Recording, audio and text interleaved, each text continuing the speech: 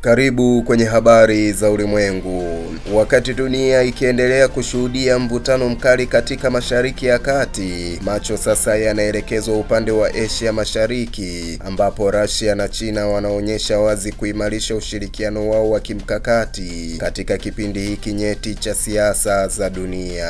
Hatua hii imekuwa dhahiri zaidi baada ya waziri wa mambo ya nje wa Russia Sergey Lavrov kutembelea rasmi China kwa mazungumzo ya hali ya juu yanayohusisha mgogoro wa Irani pamoja na vita ya Ukraine. Mazungumzo hayo yamekuja katika wakati ambao dunia ipo kwenye mgawanyiko mkubwa wa kisiasa, huku mataifa makubwa yakianza kujipanga katika makundi yenye maslahi yanayofanana. Hii inaonyesha kuwa ushirikiano kati ya China na Russia si wa kawaida, bali ni sehemu ya mkakati mpana wa kisiasa na kijeshi. Kwa mujibu wa wachambuzi wa siasa za kimataifa, ziara ya Sergey Lavrov nchini China inalenga kuimarisha msimamo wa pamoja dhidi ya hatua zinazochukuliwa na Marekani pamoja na washirika wake wa NATO. Katika mazungumzo hayo, pande zote mbili zimejadili kwa kina namna ya kukabiliana na athari za mgogoro wa Iran, hasa baada ya Marekani kuanza kuchukua hatua kali za kijeshi na kiuchumi katika eneo la Mashariki ya Kati. Zaidi ya hilo, China na Russia zimeonekana kuanza ushirikiano katika nyanja za kiuchumi ili kupunguza utegemezi wao kwa mifumo inayodhibitiwa na mataifa ya Magharibi.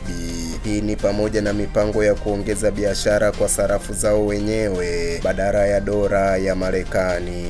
Hatua hii imeibua hofu mpya katika siasa za dunia, kwani inaashiria uwezekano wa kuibuka kwa mfumo mpya wa nguvu unaoweza kupingana moja kwa moja na ule unaoongozwa na Marekani na washirika wake. Wakati huo huo, wachambuzi wanaonya kuwa ushirikiano huu unaweza kuwa na athari kubwa katika mwelekeo wa vita vya Ukraine, ambapo Russia inaweza kupata msaada zaidi wa kisiasa hata kiuchumi kutoka China.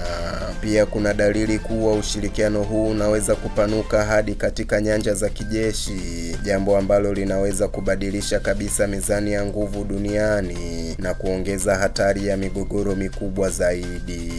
Kwa ujumla, hatua ya Russia na China kuimarisha ushirikiano wao katika kipindi hiki inaonyesha wazi kuwa dunia inaelekea kwenye mgawanyiko mpya wa nguvu, ambapo kila upande unajipanga kwa kile kinachoweza kuwa mabadiliko makubwa ya kihistoria katika siasa za kimataifa. Mimi ni Isaac Samuel na hii ni Vision TV.